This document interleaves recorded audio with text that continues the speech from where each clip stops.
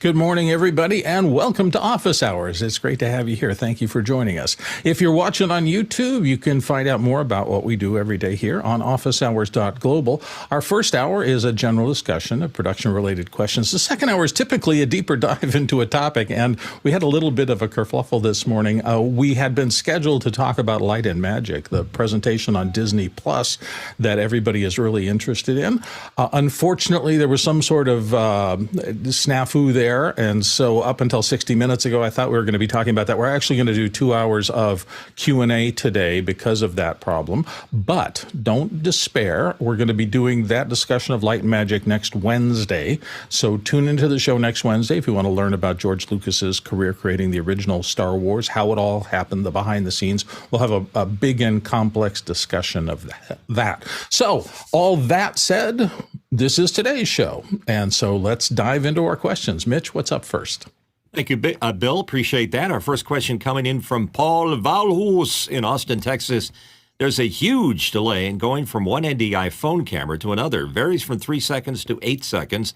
The NDI logo shows up. How do you avoid this? What's the workaround? And I was hoping that we'd have some of our NDI ninjas here, but it doesn't look like anybody has raised a hand on this. So you may have started us off. Oh, wait a second. Never mind. They're just late into the gate here. Mitch Hill's going to start us out, and then Courtney's going to take over. Mitch, go ahead.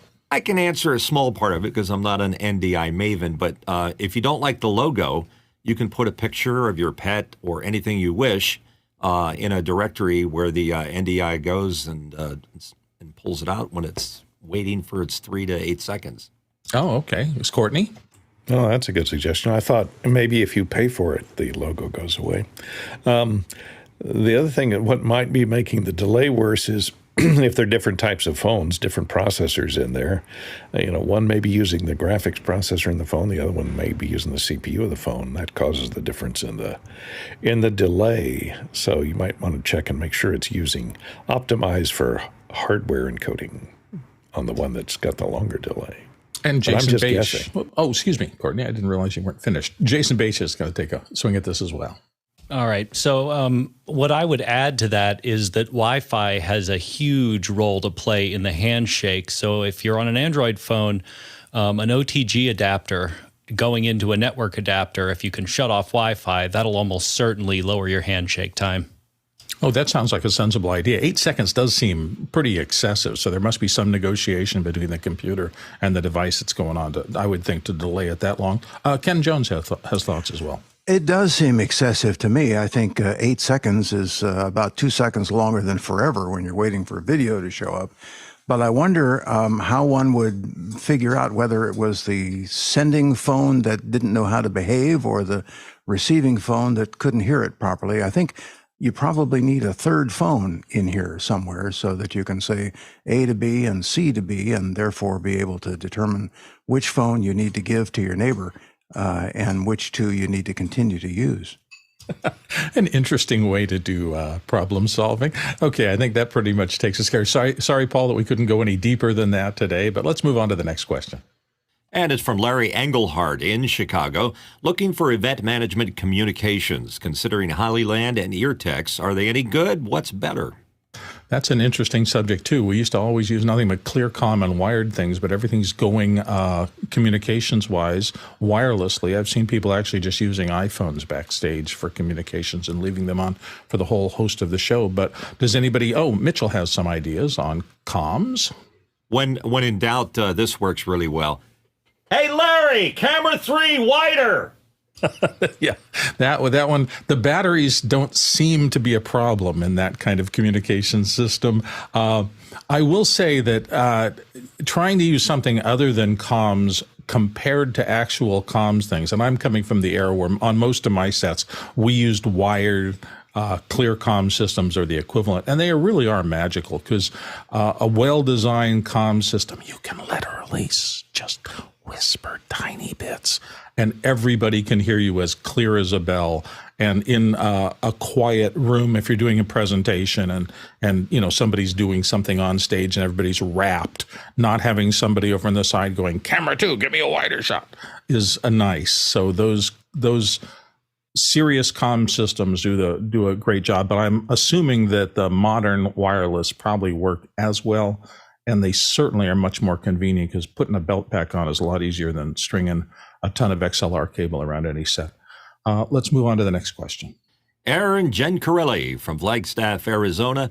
Decimator MD-HX HDMI SDI Cross Converter is on back order until spring 2023. Does the panel have a suggestion for a piece of gear that can change YUV to RGB? And Jason Bache is going to take us into this. I would say any one of the, not the micro, but the one larger than that, the one that's the size of your palm or so from Blackmagic will do that conversion. And they don't even advertise it. It's something that it does automatically. So I would give that a shot. Yeah, I was looking at the number of Decimator units there are. There are a whole variety of them. I was actually looking for something to do a teleprompter flip. I'd like to take one of my IPS monitors, the bigger ones, and substitute the prompter monitor I'm using now, but I need a Decimator to do the flip or some device to do the flip for it because those, Lilliput monitors, when you get up above 10 inches, get really expensive really fast. And I wasn't sure I wanted to spend $800 on a monitor just for my teleprompter. May end up having to do that if I can't find something else. But thankfully, I've talked enough about and said the word teleprompter enough time that Courtney's a resident expert on everything telepromptering, has been enticed into the conversation. Courtney, go. I don't know if it'll work. Since it's Decimator, it may be out of chips, it may not help. But the MD Cross, which is the next step above the MD-HX, also does the same cross conversion and RGB conversion. And it has a built-in test pattern generator, a little more expensive. So you might see if they have any of those left around and look on the used market. There's lots of people with MD-HXs out there. Maybe somebody's willing to unload one somewhere on eBay. Yeah. And what do those run? Retails about $340 or something like that? Well, maybe they've gone up. They used to be like $275, $279, or now $379 for the Cross, or $495 for the Cross. I think used to be $500, but maybe they're a little lower now.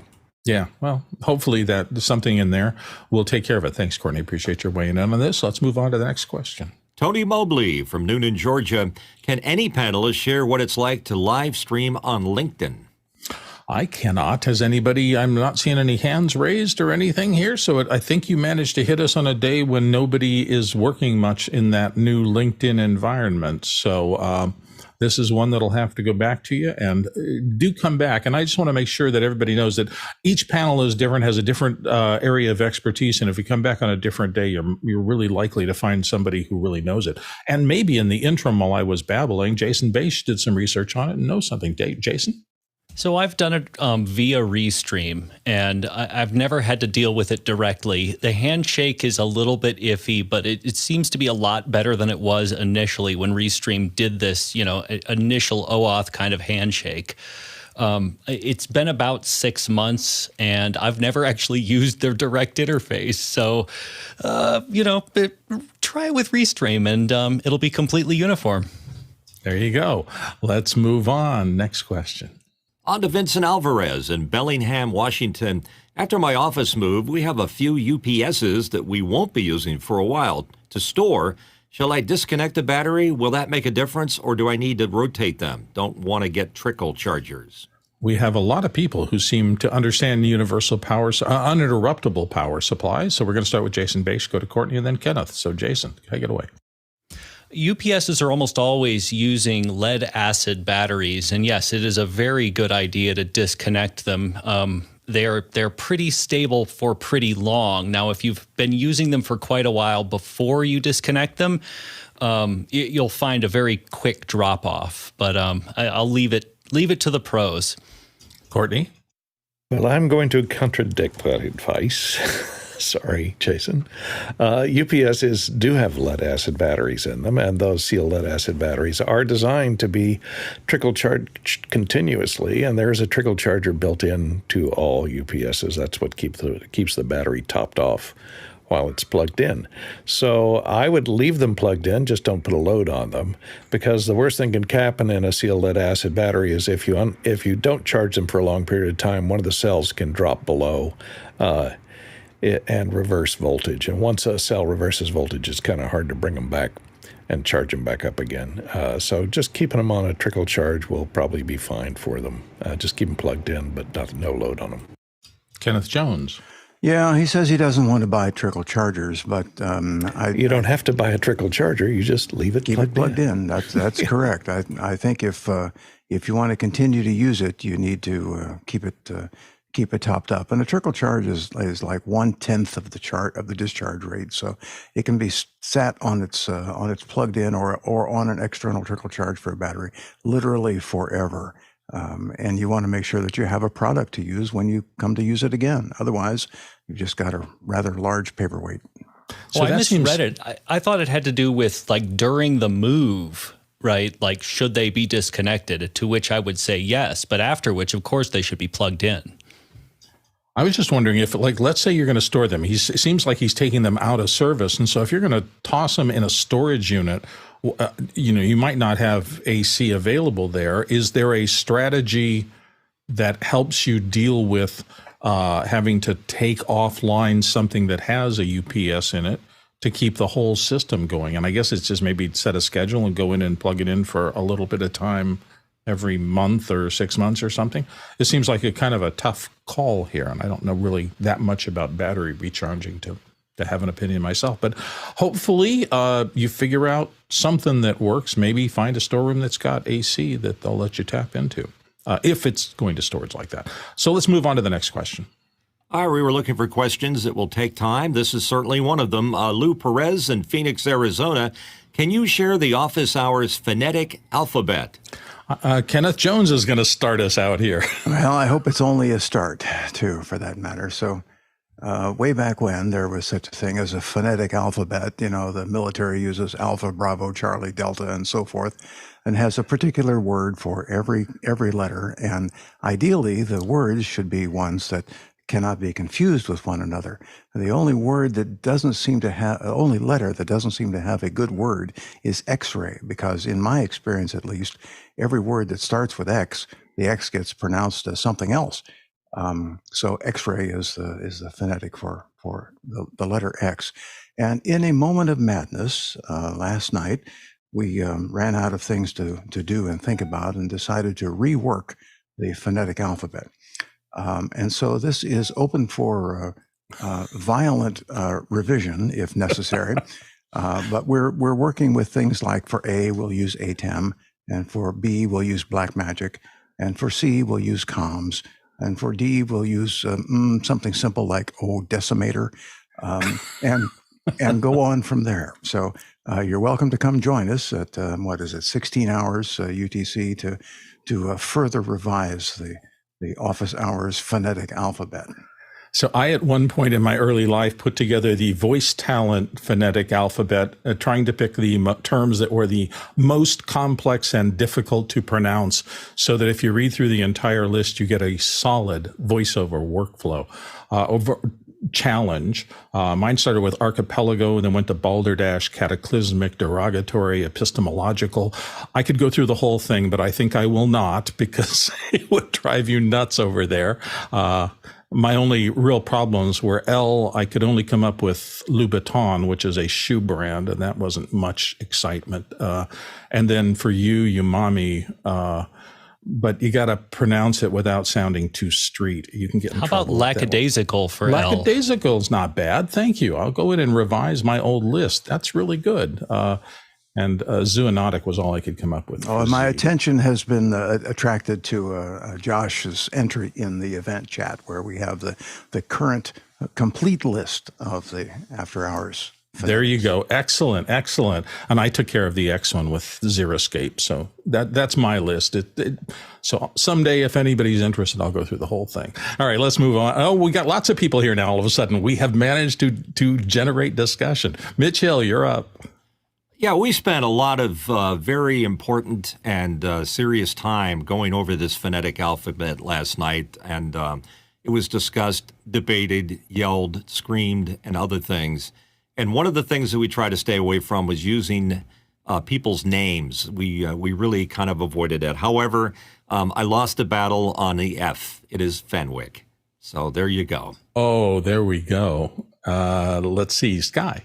Well, and I was that was going to be my vote before the listing was posted, and so I guess it has to be, because it's also an item too. Now it's named after a human, and again, with Chris not here, it's Fenwick was going to be my vote. So that sounds like we got a triangulation going. Courtney Gooden. Oh, Courtney, he is back. Courtney, did you get this problem solved? Yeah, in fact, that was my suggestion. We change the X phonetic to XLR, so Alex will remember to take one next time. Perfect. That happens to be correct. All right. Well, we've had some fun with that. And sadly, since we are still a little bit shy on questions, we're going to have to move on. Next question. All right. No problem. David Brady in New York, asked the question, the Insta360 Link has raised my tech envy a tad, but I can't justify the buy unless I know. Is it compatible with Zoom rooms as either a primary or secondary camera? If so, do the AI features work as well, and or how about remote control via Zoom? So what's the current standard in terms of getting something that it is USB-C? I don't recall it having a USB-A, and does it look like a web camera when you plug it in would be the primary thing. I mean, they're very used to getting anything that looks like a web camera into Zoom, so I can't imagine that would be any problem. But if it's USB-C only and there's no way to transcode that into I can't imagine that they would market a camera like that for that purpose without having some USB-A equivalent capability. Courtney?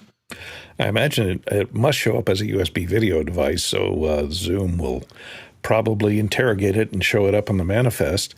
Whether or not you can control it, that's another question. As long as it doesn't require its own software to be running when you plug it in. If it just emulates a video camera with a video stream, that should show up unless you have to run its own software. Yeah, I wonder if that's the why people are concerned about it, and maybe why David's question came up is, you might be able to get it on and get a picture out of it, but if you're losing the pan and zoom controls and the rest of the things that the 360 is designed to do, that could limit its utility for you. So who knows? All right. Thank you, and let's move on. Vincent Alvarez from Bellingham, Washington. Other than looking for cracking, physical damage, or obvious wear, how do you know when to expire old XLR cables? Do they have any audio characteristics of aging? We have some that are 25 plus years old mixed with much more recent ones. And Jason's going to start us out here. All right. Well, I find that, they do age, especially if they are cheap, but they don't have any obvious physical signs of wear. In general, I will connect them and then just basically test them. I will mess around with the connection a little bit, and if I hear even a little bit of static, then that's it. I've also had much better luck with Quad Link over the years than with traditional XLR. And Courtney. Yeah, one thing, if they have a copper braided shield, that can degrade, and it can basically it oxidizes over the years and breaks down, and it can even become disconnected across the length of the cable as you move the cable back and forth. So especially if you hear any noise when you rotate the cable, or if you hear any buzzes or clicks, or hums, it's probably a broken shield, and it could be somewhere other than in the connector. It could be along the length of the wire. That's a good reason to retire it. Also, look, as they said, if they're really old cables, they used to make them out of rubber, which they don't anymore. They've gone to PVC and other polymers for the jacketing. But the rubber will rot over time and crack, and then it's time to replace. And if they're really old, they're cotton covered.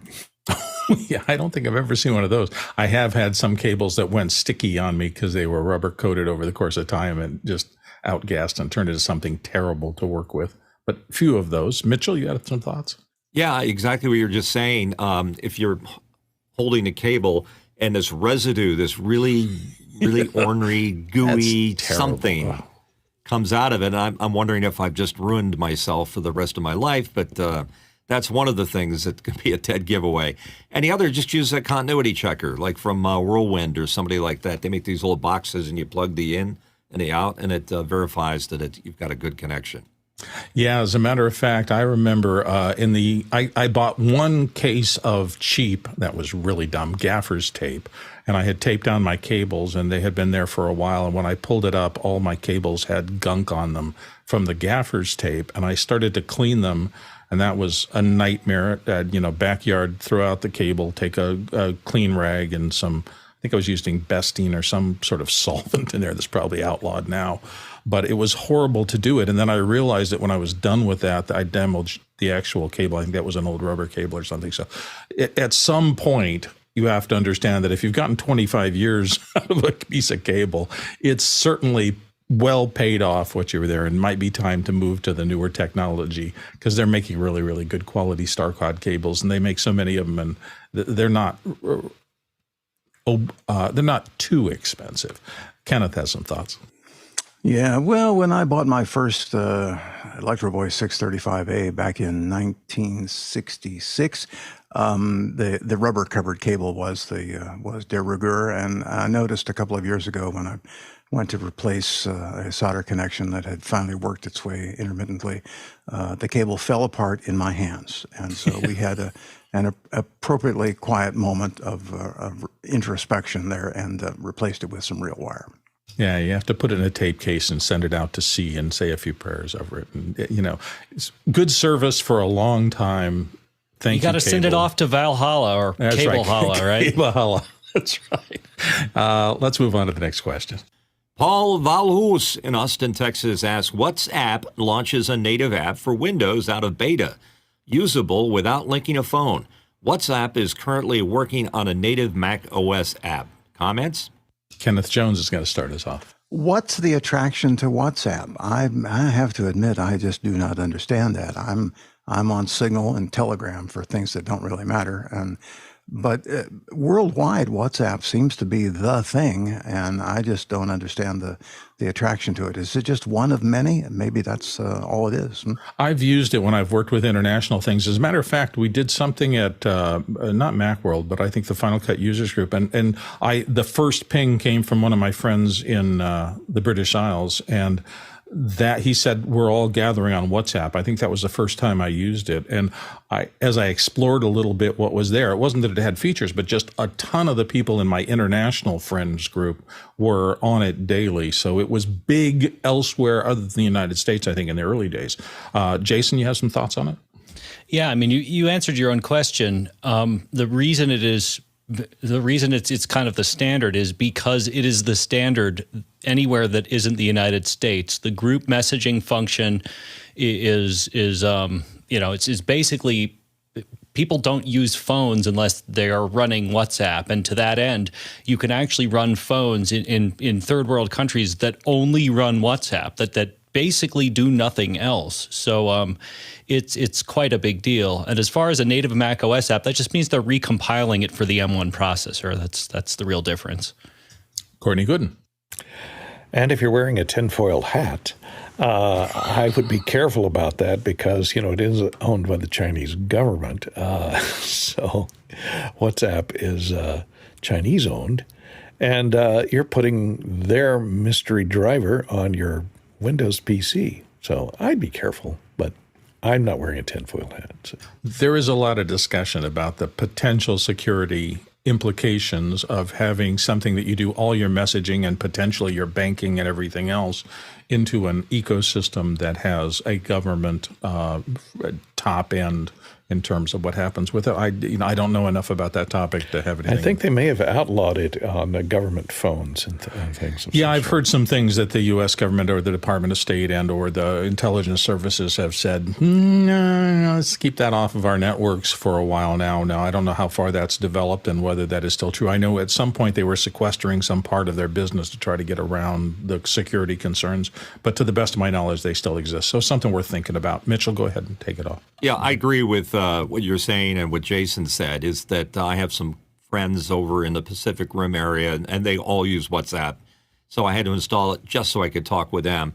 And Laura Thompson in the panel chat says that she uses it with international students so they don't have to pay international fees to call into the U.S. There you go. So it is a big deal on the global communication platform side. Ken Jones had some thoughts. Yeah, WhatsApp is not a Chinese product. It's owned by Meta, the Facebook people. The Chinese version in other than Chinese speaking countries is WeChat. It's Weixin. That's right. In China. And that is a ubiquitous program in the Chinese market. It does everything. You buy your lunch, pay your bills, do it all. And yeah, someone's looking over your shoulder for that one for sure. Thank you for making that clearer. We were probably calling into question a product that didn't need to have it and missing the one that did. Jason, you had thoughts? Which begs the question, which one's worse, the People's Republic of China or Facebook? Okay, we don't talk politics. The answer is here. Yes. But show. People's Republic of Zuckerberg is worse, I think. Anyway, all right. We're moving on. Next question. Dave Kaufman and Vancouver, British Columbia. I recently heard a bluegrass band playing in the old-time way with a single condenser mic. It was made by a company called Ear Trumpet Labs and sounded great. Anyone know about the company? And there's a link to it. I hadn't until I looked it up, but I got pretty impressed there. So a couple of things that came into my mind when I did it. One of my relatives in San Francisco Bay Area has worked with the Bluegrass Festival for decades. And so when I looked on their website, so if you do Ear Trumpet Labs, you will see a lot of really high-end bluegrass performers. I noticed Sarah Watkins and some folks. Who else did I see there? Oh, the Milk Carton Kids, who I am a big fan of theirs. You can see it scrolling there in one of our windows. They have a tremendous number of old-timey kind of recreations, but if they are using them for musicians and performers at that level, these are probably modern recreations that are tuned to sound really good. And bluegrass is the kind of music that is often performed ensemble, and an ensemble might be used to sitting in a room together and playing for each other. So all the dynamics are managed not by multiple mics on multiple things, but by the performers creating a sense of a mix, a meld of their instruments by actually moderating their performance in real time. So a single central microphone that can capture that as if you were the person sitting in the middle of this group of musicians can be a very, very satisfying thing, particularly for these kind of styles of music. So I've never heard of them before, but it sounds like they've got a lot of people who are promoting it, who are highly, highly qualified in those areas, that kind of bluegrass and blues and early stuff. So I would, if you're interested in that kind of thing, I would definitely look into it. It sounds like it's a really good initiative. That's all I know about it. But if those guys are saying yes, I would take it seriously. Let's move on to the next question. Douglas Carmichael with a question, what would you consider a well-designed production rehearsal facility that could also be used for live streams or shoots? And Mitchell's going to start us off. Go ahead, Mitch. Yeah, it's kind of interesting. There's a company called Lights Action in this area that just built a huge facility called the Pine Box, ironically enough. And it's a very, very large facility. They're a lighting and grip company. But in addition to that, they provide rehearsal spaces for bands and large touring groups to come and try out. And they've just added on the ability to do exactly what's being suggested there. So it might be the modern way to use large, expensive spaces for a multitude of different uses. You just have to have the right stuff connected to it, like a very fat fiber link. You got to have that to make it work. Hey, by the way, I don't mean to digress, but it just came into my mind that if on that last discussion, if you want to hear a single point microphone and a beautiful performance, Sarah Bareilles and the Milk Carton Kids have a little clip on YouTube of her singing something. It is just magnificent. You can hear that technique used to its fullest beauty. Let's move on to this question of Sky Gleason. Well, we have two different circumstances here. A rehearsal means that things are not going to be locked down and sets and props and things like that. So that's where a rehearsal facility is often just a big empty room. But one of the things you want to keep in mind is if you're going to have humans there, you're going to need parking. You're going to need security. You're going to need bathrooms. You're going to need egress and exit in the sense of getting people in and out. Again, early days of COVID, it was then that you'd need somebody there at that entrance to check people in and check people out. So that's the rehearsal side of things. If you're going to, as Bill was mentioned, bring in a band, Well, then what are the neighbors going to think? You're going to make a lot of noise? There's a reason it's called a garage band. It's not in the living room. It's not called a living room band, is it? So consequently, you have to be considerate of your neighbors, or you don't. And so that's the rehearsal side of it. But to Mitch's point of having a big fat pipe, that is, if you're going to have that as a staging area for a performance, then that's a whole different set of requirements, including green rooms and makeup space and things like that. So those are just some of the thoughts. I think those are very good points. I was actually participating in a thread on one of the services yesterday, and somebody was looking to take a shed and turn it into an edit room. And Absolutely. So we were all discussing it. And I was saying, hey, do pay attention to audio, because if you're listening back and you've got explosions going on and you're doing some sort of film work, your neighbors across the fence are not going to have much of the sound of you monitoring that, and you may be working all night. We do sometimes as editors. So you and what we don't hear as editors is that we listen to the same clip again. We listen to the same clip again. We listen to the same, and we don't hear it after the second or third time. But I've had people come and go, "That's driving me crazy," and said, "Well, then go into another room." Yeah. So separation, soundproofing, that can turn out to be a really big deal. Courtney has thoughts too. Yeah, they could call it the shedded room. Yeah, that's why they invented headphones, Bill, for editors. As far as a rehearsal hall, of course, sound isolation is a primary concern. And if you're going to set up a professional production rehearsal facility, you want to maybe accommodate 2 or 3 different bands or groups at the same time. So that means the isolation between the rooms has to be very good. Otherwise, nobody wants to hear the band next door rehearsing while you're trying to rehearse, because the drummer could get confused. And the other thing is, because they're sound isolated, you need good HVAC, heating and air conditioning, that has to be routed in, because you can't have open doors or open windows. And so your air conditioning has to be good and multi-ducted, so it avoids high volume, low velocity. So it avoids making a lot of whistling, loud noises in case the band wants to record their rehearsals to make sure that they're coming up to par. But those are the good, besides all the creature comforts which were spoken of before. Is a nice kitchen. You'll usually find in rehearsal halls, they'll find a common kitchen area between all the halls that serves all of them, and where you can put snacks and refreshments and things like that. Yeah, all of those things. I talked about it on the show before, but I moved to a horse property years ago, and I decided that I was going to take what was then a post and tin hay barn and turn it into a studio. And so over the course of about 2 years and quite a bit of money, turned it into a really solid production facility. One of the things, because I wanted to make sure that sound didn't annoy my neighbors, is we made the walls a lot thicker. We covered every opening. In fact, all of our electrical was done surface mount on the inside, so we didn't have to pierce the barrier and let sound escape the interior capsule, we used to call it. And then actually I built the control room as a separate floated area inside the envelope of the production studio. And all of the things that have been talked about, air conditioning was a big consideration. Could I get a splitted ducted system so that mini split could keep the place cool while being quiet enough so that we could run microphones open while we were still surviving in Arizona, which, heat's an issue there. And there's just all sorts of things that help you. I mean, obviously, if you've got a thrash metal band in Studio A and you're trying to record a cello in Studio B, that's going to be a significant challenge in terms of soundproofing the rooms so that different kinds of performances could theoretically happen simultaneously. So there's a lot to be thought about to create a facility like you're talking about. It certainly can be done, and there's plenty of material online. So many people have wanted to build little pocket studios, insert stages and things like that for the kind of work you're talking about, that it's well known.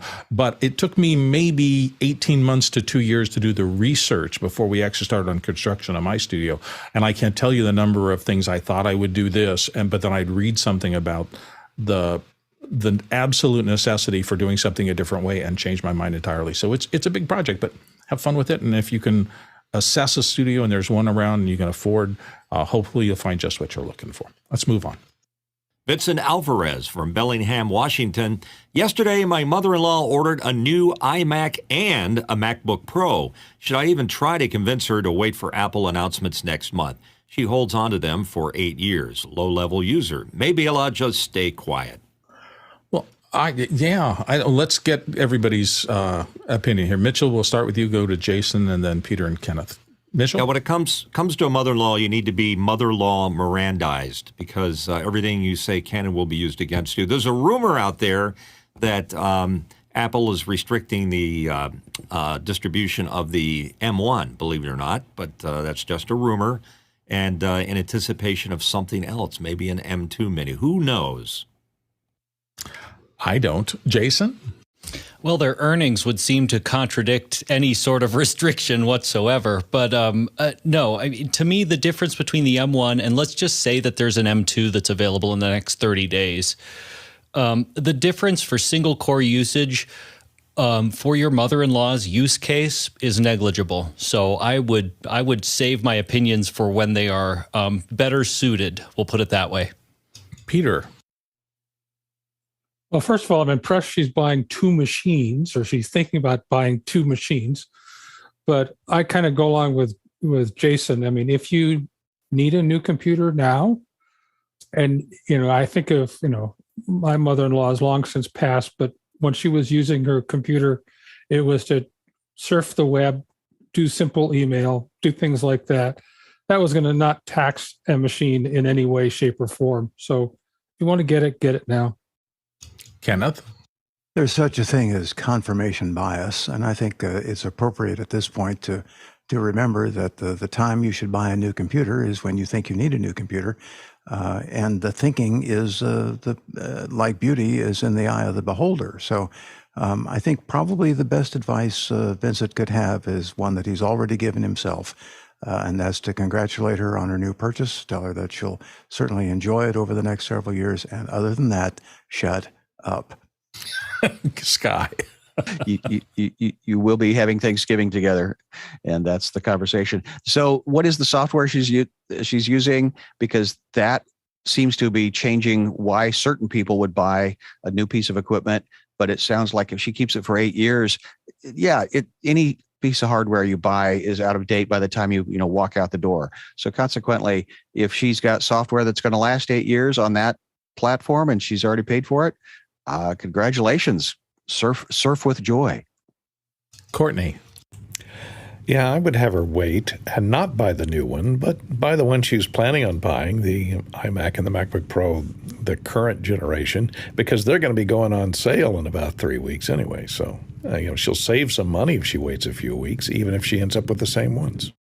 I will tell you one of my saddest stories that turned out to be not a sad story. I had booked a big job. I was living in Phoenix at the time, and it was here in Southern California. And I thought, I really want to upgrade my computer because I'm at the end of the 2.5 years of its probable use life cycle.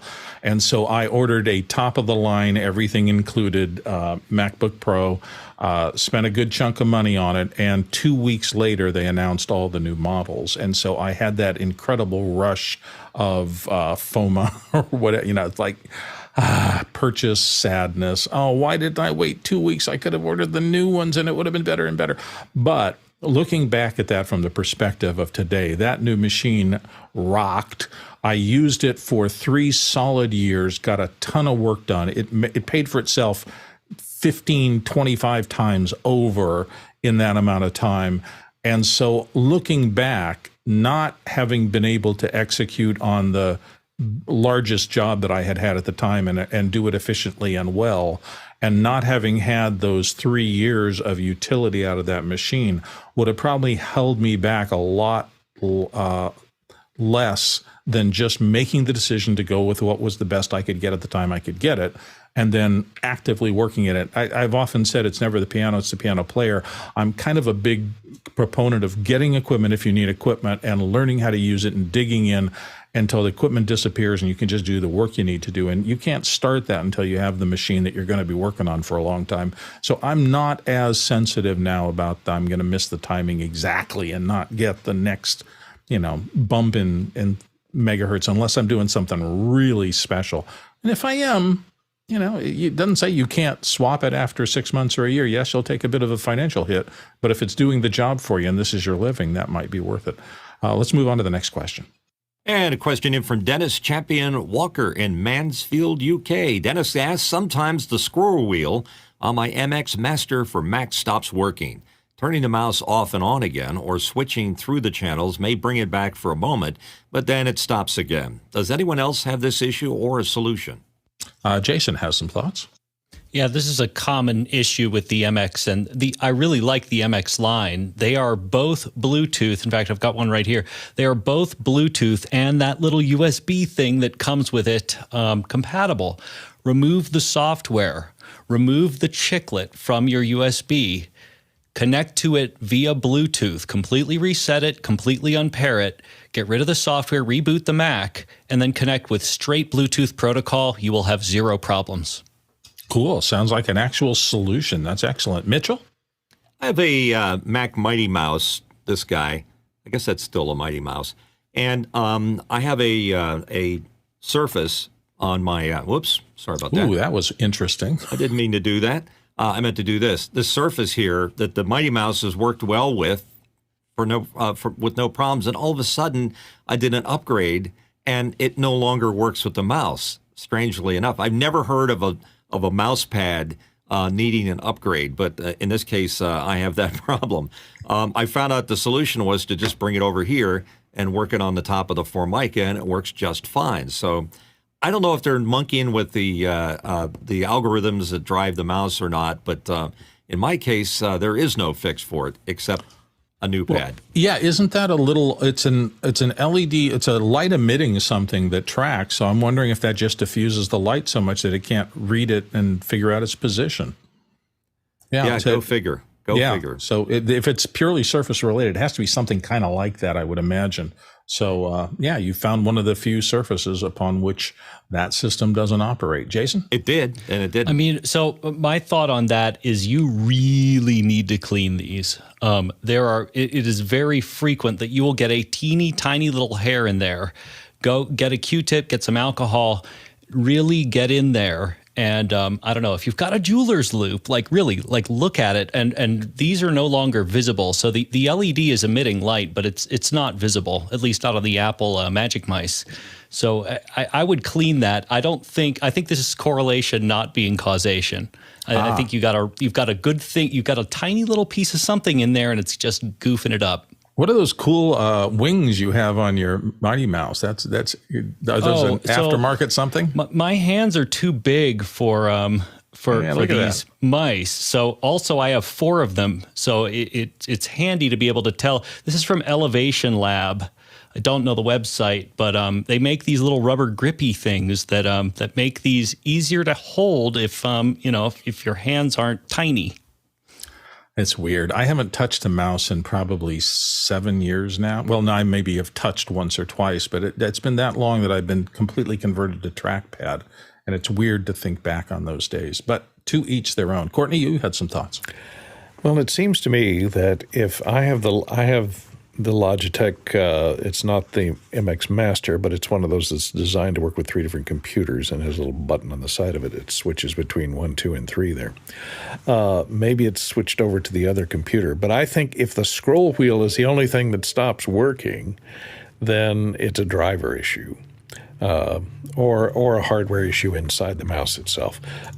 It could be because I think it's a driver issue because you say restarting it, unplugging it, plugging it back in again starts it to work again. It's some type of contention with those ports that are being used in the driver. So that's my 2 cents. Fair enough. We've gotten a lot of good suggestions. I'm going to put out a call for questions here because we are just about finished. Well, we're 3/4 of the way through our first hour. We have another hour of general questions to go through. So if you have been watching Office Hours or listening to us for a while and you have never put in a question, it would be an excellent day to put one in. We're going to go through another entire hour so we can use some additional questions. So ask us about anything, all the traditional questions and then some, and we will do our best to get through them. Okay, that said, let's move on to the next question. And it's from Kai Yao in Seattle, Washington. We use NDI via Zoom rooms, and we're excited about having 12 outputs, but heard that it was unstable, dropped video feeds. Has anyone tested out the newest version, 5.11.3? I think based on the last couple of questions we've had relative to NDI, we do not have a ton of our best NDI ninjas here, but Mitch is going to weigh in on this and try to give us some help. Only thing I can say is that actually the latest version of the Zoom client, at least on the Mac, is 5.11.5. Oh, okay. So you think there may be something in an update that could change the success in that? It's always good, yeah. They make a lot of revisions to code to take care of little things. So sometimes that's been my experience. Sometimes a little revision or an update on your version will take care of those things. Sky, you had a thought too. Well, I just wanted to shout out to a fellow Pacific Northwestern person. So, oh, okay. These Seattle folks got to hang together. How did you had a breakfast or a meeting or something like that? We were going to do a barbecue, but I don't know if that's going to happen. So we need to do something. You're right. Yeah. Another Pacific Northwest gathering is you in and the Guy future. have to get together and figure out some social event, because then you can bring in an iPad. We're going to go down to the dock and wave aloha to Nigel as he gets on the boat. There you go. That'll do it. Let's move on to the next question. David Brady, New York, New York. My Newton 2000, wow, had this rubberized finish that after 30 some odd years is starting to flake off. Is there any way to strip this finish off without melting the plastics? By the way, it still boots and works. Oh, man, I let my Newton slip away from me, and I'm sad about that. That was a long time ago. Sky's going to start us out. Well, I don't have an answer to your question, David. I would love to see this machine start up, because I had a Newton, and I used it as a shot logger. There was a tool that you could connect with your camera, and that was brilliant. That would, star take or circle take or something and make notes, but that it is still working. And I look at my iPhone and look at my Newton, and I'm just thinking the Newton was so far ahead of its time. It just didn't have an internet or a network ahead of it to connect to. But the original PDA, that is the Newton. So that was giving a little backstory of what a Newton 2000 is. And so that others that can look it up on the internet, it's like, yeah, that was the tool. I know it's not gone fully where we had hoped it would, but just the fact that it had handwriting recognition in there and some Well, things it like did. that. It's called the iPhone. That's true. Yes, it was the early days of let's try to do the personal digital assistant in a handheld device. And again, you didn't have the battery, you didn't have the internet, you didn't have the storage capabilities, but it still functioned at 4 megabytes. Wow. Yeah, go figure. Mitch Hill. Yeah, it also makes a great paperweight, but that was the original, and it had to be heavy just to be its brother. So anyhow, I have a similar problem with a keyboard. It has that same rubberized texture stuff that the Newton had, and I'd sure like to know. I think Courtney had mentioned once some kind of denatured alcohol, but I'll leave that to Courtney to answer. I don't know. Once things start to break down, I had a pouch for a keyboard. So I had a remote keyboard, and then I bought a pouch for it off the internet. And after about 3 years, that thing started breaking down in a way that I have never experienced before. I mean, you literally just pick it up off a table, and when your hands came off, all your fingertips would be black, and this thing just turned into goo. Something about like pool algae that once you got it on you, you had to work for a half an hour to get it off. It was a terrible substance. So there's all sorts of things they've coated and tried to make these products feel just, tacky enough, not slippery, and some of them didn't work out well at all. And so I look askance at any of those weird rubberized finishes nowadays. Courtney, you had some thoughts on this. Yeah, there's two problems that I've faced. One is certain types of plastic have are positively charged, and so that means they attract particulates that are in the air, which then gather on them. And if you use your keyboard anywhere near where you're cooking, anything with oil, the oil is vaporized when you're cooking and goes into the air and then can be attracted because of the positive charge of these plastics to the surface of the plastic. It won't land everywhere else, but it'll land on that plastic and gather, and it becomes that oily, sticky surface. And if that's your problem, if the surface is actually plastic, you can clean it with some TSP, trisodium phosphate, or Fantastic has a lot of cleaner has a lot of TSP in it. Be careful and try using it on a small area and see if it restores it and cleans off that patina of oil, sticky oil, that, especially if you cook with olive oil. Olive oil is the worst because it gathers on everything. If that's not the problem, if it does actually have a rubber case, then you might look at something like that's used. I got this for some of my printers, which stopped feeding paper because the rubber feed rollers dry out after a number of years. And there's a thing called Rubber Renew. MG Chemicals makes it. It is rather uniquely smelling, and it will add a certain smell to your device. And it will damage your DNA, but don't pay attention. You can buy this Rubber Renew, and it restores, it gets rid of the oxidation on the surface, and it reinvigorates the rubber with an oil that makes it, rejuvenates it and brings it back to its regular flexibility and hopefully makes it less sticky. But if it's just sticky, I'd try the degreaser type of thing first, and then try the Rubber Renew if it's rubber. If it's going to be olive oil contaminated, at least let it smell like a good spaghetti sauce. Jason has a thought here. I mean, so I'm reading the question again. So to strip off the finish without melting the plastic is the real trick here. Goof off with automotive goof off is designed specifically to do that, to basically get rid of anything that's sticky. Mitch has the stuff that'll kill brain cells. I love that I'm stuff. talking about the stuff that actually comes in a spray bottle that's designed for removing bumper stickers. It is slightly less carcinogenic, is probably better for a handheld device. I'm going to leave it at that. So our office hour standard is now slightly less carcinogenic in the products that we recommend. All right. This is not medical advice in any way, shape, or form, and use these products at your own risk. Hey, kids, stay away from that goof off. Let's move on to the next question. Peter John Goulden from Santiago, Chile, has a statement. WhatsApp is part of Meta or Facebook. Yeah, thank you. And I think, who was it that helped us? Kenneth, was it you who let us know that we were talking about the wrong thing at the wrong time? So thank you, Peter, for reminding everybody. We didn't mean to excoriate one company when they were not at fault in this and mistake them for another. So our apologies go out for that earlier discussion, but it was still an interesting discussion. Lots of stuff there. Let's move on to the next question. Excoriate Bill. Wow. Interesting. Next question in from Paul Valhus in Austin, Texas. What do you predict next week's top tech headlines will be?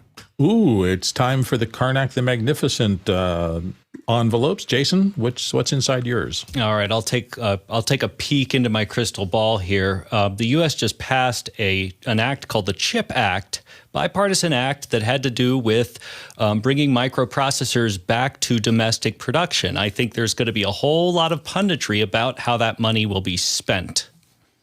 Interesting. And do you think that this endeavor has a chance to reinvigorate the chip production industry here? I know there was a lot of talk about making fabs and things like that. You think some of them might move onshore because of that? I think it does, and I think it absolutely has to. But, that said, as with most things, it's going to take much longer than we want it to. It's not a news cycle thing. This is going to take years and years and years. And yes, I think in the long run, it will pay off.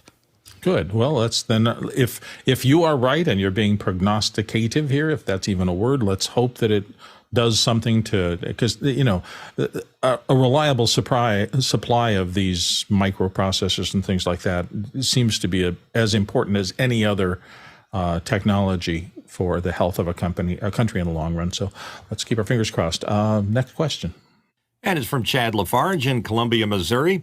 I'd love to explore 360 video in Isadora. Is there an affordable 360 video camera that comes to mind? Insta360, the other one, something rugged would be needed. Jason Bache. I love the Theta V. This is the cheapest camera that you'll find, I think, to play along with any sort of 360 video. It will go as far as badly doing live 360 streaming if properly configured. But yeah, it's a little long in the tooth, so you should be able to get it on sale for a song. That's my version of it. So I think a lot of people have these. They were really popular when they first came out. And the idea that it has 280-degree cameras right next to each other so you can get a good 360 single image to your little storage unit on there and then work with it was really fun. So yeah, hopefully that's one reasonably affordable process. The other process people used to do a lot was take a couple of GoPros or maybe even 3 or a small array of them and create a 360 with those. That's an inexpensive way too, particularly since the older GoPros are pretty cheap now out there in the market. Sky had a thought. I just observed yesterday when the SIGGRAPH event that he took a 360 camera to that so that he could be a one-person reporting device and didn't have to worry about everything around him and focus the camera, that he could do that in post-production. So I just thought that was a very clever use of that kind of camera. Yeah, it's interesting. I shot once like that. The thing that was an issue for me is that, so you're on a corner and you've got 4 booths, right? So you've got north, south, east, and west booths. If you walk toward north, south, east, and west all get so small that you can't really see much in terms of detail. So I had hoped it would give me 4 shots in one. It actually turned out that it'll give me 4 establishing shots in one. But in order to get anything beyond that, I had to walk in 4 directions, and I found I was spending more time shooting that way than I would have with a regular camera. But there are a lot of circumstances where it's great to have a single. Well, I'm not doing. sure which camera that Nick had yesterday, and so yeah, that's true. It might have something more sophisticated. I think he had, and he was doing some zooming with us yesterday. It was quite impressive. Jason has another thought. So I'm not sure what they cost. I bought it way back when it cost a whole bunch of money, but Sigma used to make a lens. And if you look, it's actually, it's convex. As you can see, it actually bows out just a little bit. This is an 8mm Sigma lens that you can get with a Nodal Ninja that will put it on a perfect 90-degree off axis. That's what this guy is for. And it will shoot a perfect 360 degrees if you put it in 4 clicks.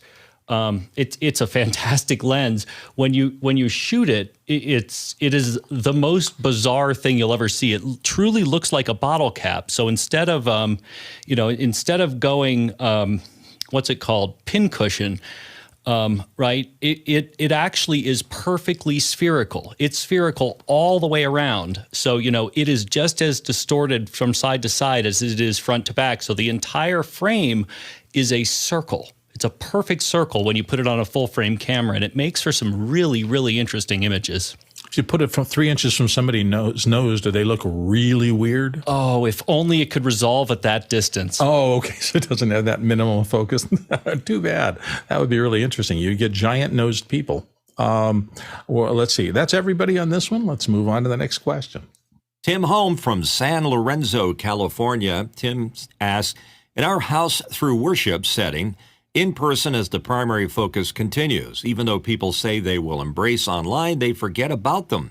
Some organizations do hybrid better. What are they doing that we can learn from? And Courtney's going to start us off here.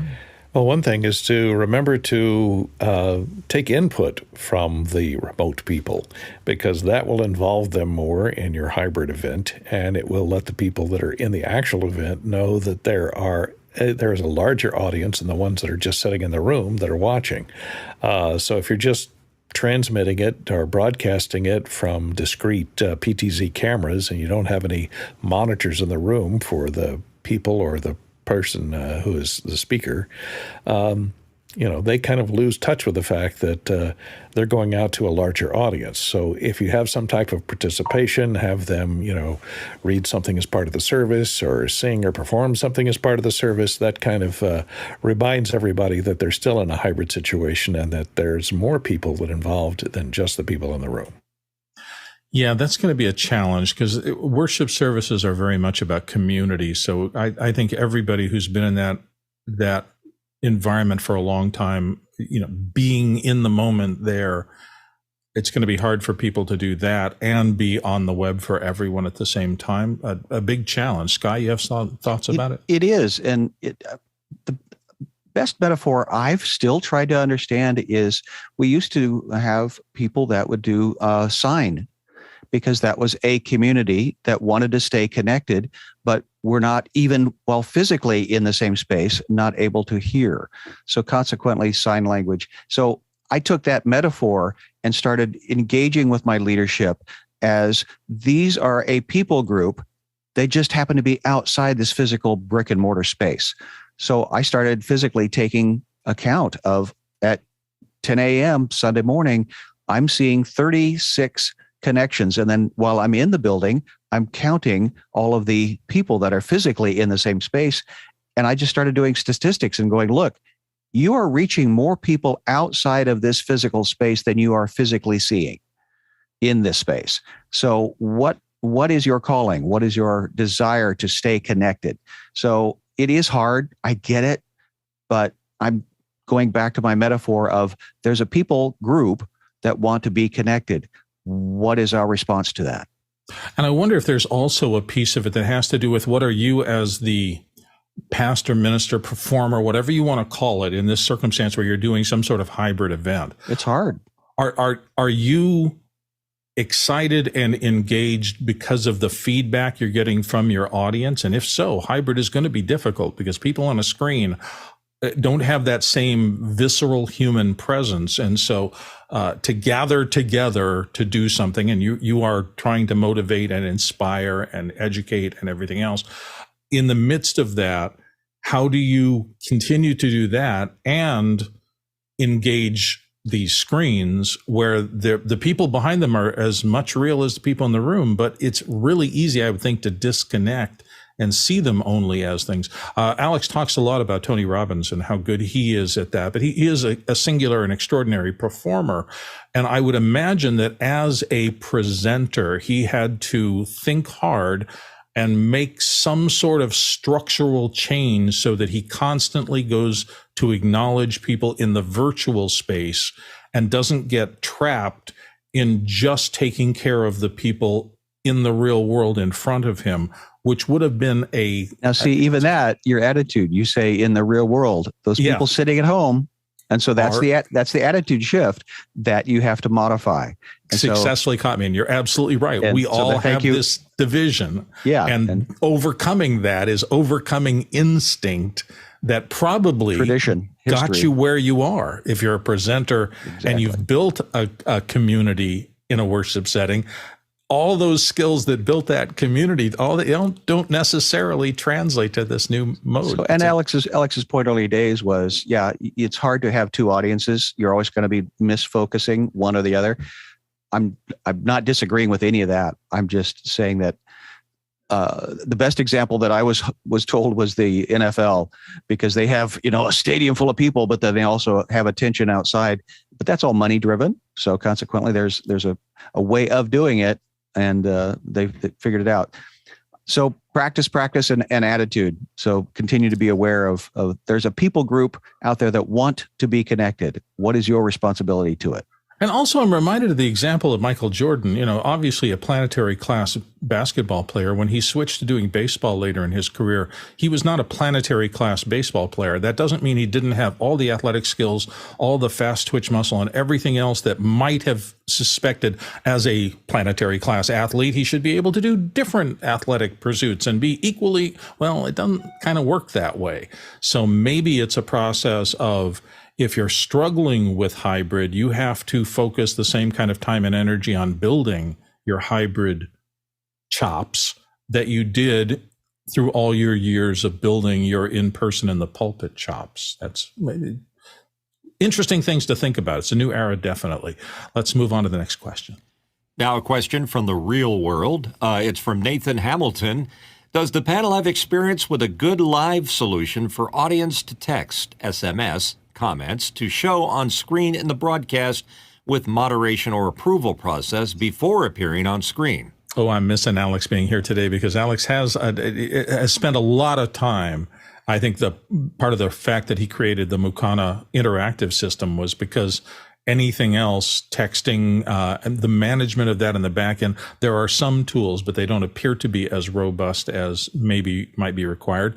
Let's move on. Kenneth Jones is going to help us understand a little of this. Yeah, I wish I had the solution to it, but doesn't Ecamm do that? Have that capability to make that happen? And we have an Ecamm Live lab over in office hours 1 day a week.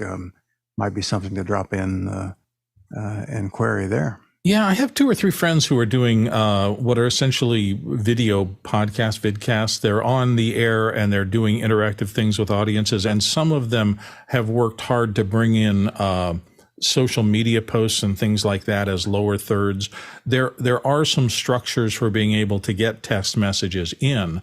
I do think, and Alex has mentioned this more than a few times, there are watch outs involved in that. I mean, anytime you allow people to text in, if you just have a direct connection onto the screen and nobody is vetting those, you can get into those circumstances where you'll get some troll who's just coming in and they want to giggle and put something, annoying on screen for you.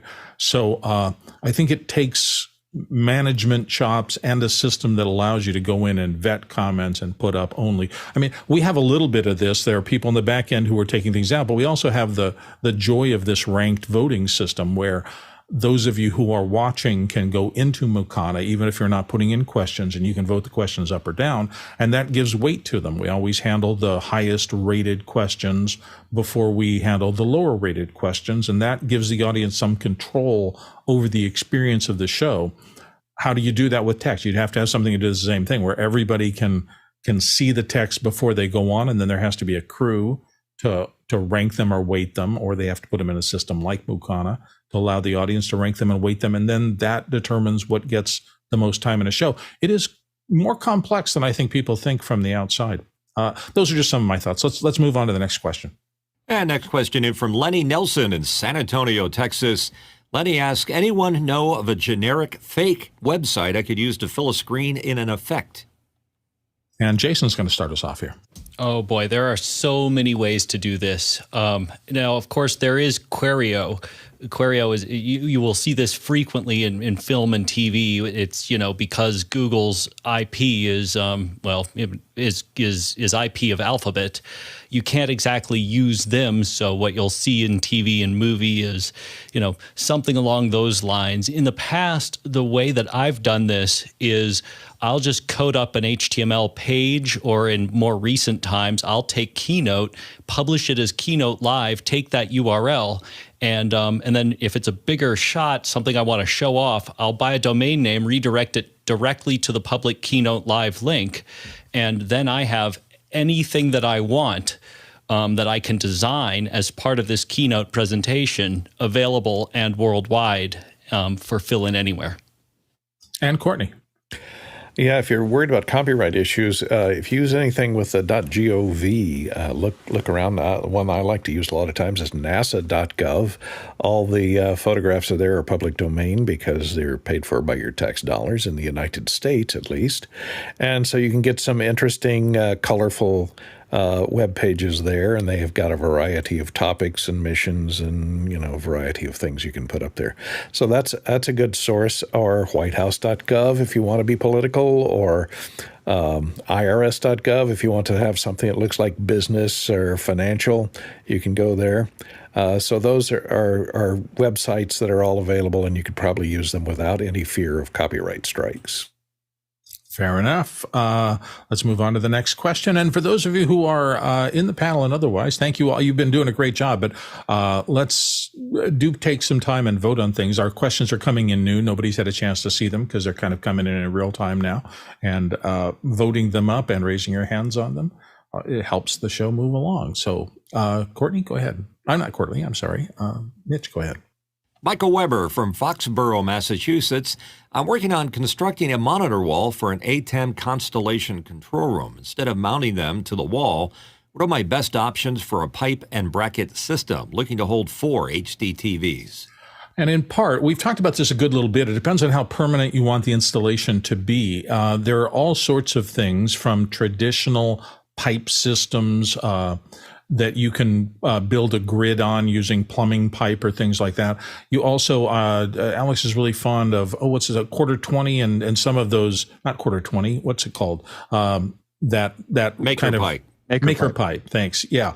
So there are some things that you can use to build overhead and or a grid system that you can then bolt to a wall and will allow you to have attachment points. We had talked a little bit about Manfrotto auto poles, which is an interesting construction thing. It's a two-part circular pipe that has a locking handle in the middle, and you stretch it out to a wall. And when you engage the handle, it presses extra either out to the walls, or you can use them between floor and ceiling, and gives you a reasonably solid temporary mounting point. And so I have in my room here some goalpost circumstances where I had a wall that I didn't have anything I wanted to mount permanently, but I could put one goalpost like that, one auto pole on one side, one on the other side, and then a cross auto pole, which gives me a really substantial hanging frame. And in fact, the really large, I think it's about a 12-foot by 6-foot whiteboard, which is very heavy, made out of melamine. It's certainly robust enough to hold something like that, which means that lighting gear would not stress it too much. So those are all ways that you can kind of create something either mounted to the wall using the kind of pipe we're talking about, or use something that you can temporarily do that if you need to take it down later. 4 HDTVs are probably a reasonably heavy load. I don't know how big the HDTVs you're trying to mount are, but TVs have gotten lighter and lighter since we moved away from cathode ray tubes. So you should be able to get something that'll work. And Jason has some thoughts. Yeah, Monoprice makes only one desk-mounted quad monitor mount that actually goes directly into a desk, and there's one in front of me, but I can't really show it to you. It's just straight vertical bars, and then it's got a double cross, and they claim it's up to 32 inches, I want to say. And it comes with VESA mounts. They look, as they fall off here, it's a nice VESA mount connection, and cheap but totally doable. And it's under, I want to say it's under $100, so pretty good. Yeah, interestingly enough, a lot of it used to be that home TVs were something that just sat on a table or sat on a floor stand or a console or something. But so many people now want to do wall mounts that there is a huge industry of different kinds of mounting brackets. They often use those VESA mounts in either 75 millimeter or 100 millimeter to take care of what they do. So there are a lot of options. Mitchell has some thoughts too. I just wanted to mention Alex likes Ergotron for mounting. Yeah, they've been a solid provider for a lot of years. So let's move on to the next question. Paul Valhus is in again from Austin, Texas. How does after hours resemble a co-working experience? Is co-working relevant anymore? Think WeWork.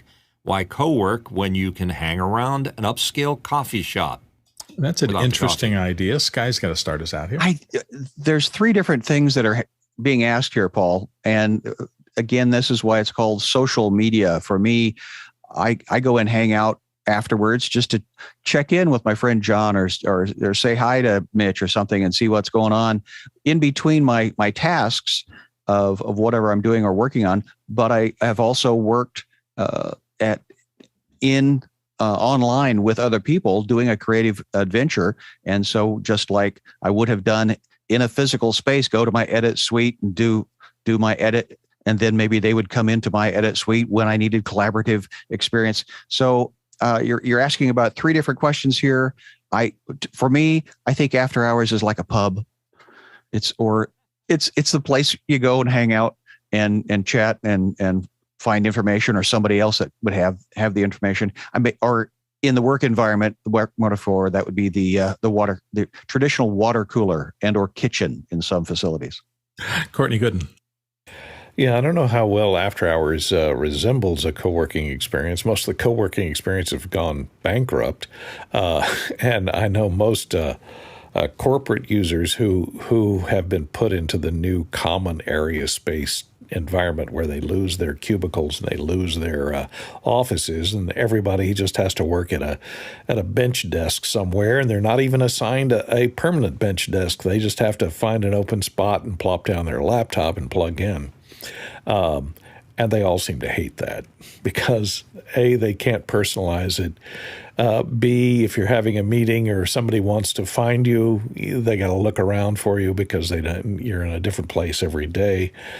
So co-working space is not a good comparison. After hours is more of a congenial, like they said, more of like a pub or a bar where people would get together after work to discuss things. And they could even discuss some of the stuff at work to maybe find some solutions they could work on at home. And Mitchell. And I'll answer one of the questions, and that is, how do you use after hours to take a break? In the real world, I do work after office hours is over, and I might work until 3 or 4 or 5 into the afternoon or evening, and then I kind of need to break from things and wind down a little bit. So I go to after hours to do that. In an office environment, I might have been going to, hey, Sky, in a regular office environment, I might be going to the water cooler and hanging out the water cooler, picking up on the latest gossip and chats. Those are the analogies that seem to work well for me. And then the other side of it is at the end of the night, I want to, again, wind down so I can go to sleep at night. I want to kill 2 hours. I'll do it on after hours with my friends. It's an interesting thing. And by the way, I should have noted at the top of the hour for somebody who might have been tuning in specifically for the Light and Magic, that's going to has been moved to next Wednesday. But interestingly, I've been diving into it because I wanted to prepare for what we were going to do today. And it's caused me to remember how important, and okay, let me reset here. We talk a lot about the fact that we can address a much bigger audience virtually than we ever could in person. That's true. But watching Light and Magic and watching the nucleus of those people who were working in industrial Light and Magic before it became that, who were working in the model shop and other things as they were getting Star Wars together, you realize how much of the magic of that came out of interpersonal discussion, being together.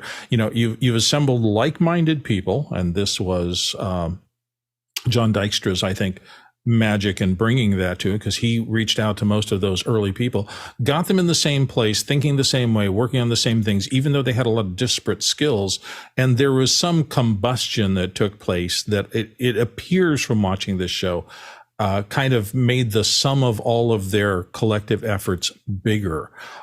So I think there is an argument, and I think it's happening at Apple right now. And Tim Cook keeps saying, look, we're going to try to get people back in the physical space together a few days a week. And he gets pushed back on that. So it's happening on small levels. It's happening on the biggest levels of corporate America, trying to find the right balance of hybrid, one way or the other way, not to lose all the magic of small groups of people sitting around a table with a bunch of napkins, drawn out possible solutions to a project, without ignoring the fact that this addressable market, as Alex keeps talking about it, is obviously massively larger when you're online versus when you're trying to bring people to a central area, like in the old conferences, and do that cross-pollination, that randomness, that, oh, I met somebody on the bus and it turns out he's going to be my best friend, or she's going to be my best friend for the rest of my life.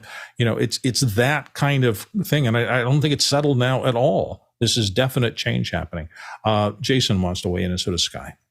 So my thoughts on this are really just more about, how many of us would show up to office hours if there was a 45-minute commute? Right. So it removes friction in a way that is just wonderful. My commute is roughly 5 minutes into the studio, and that's it. Like, I'm done.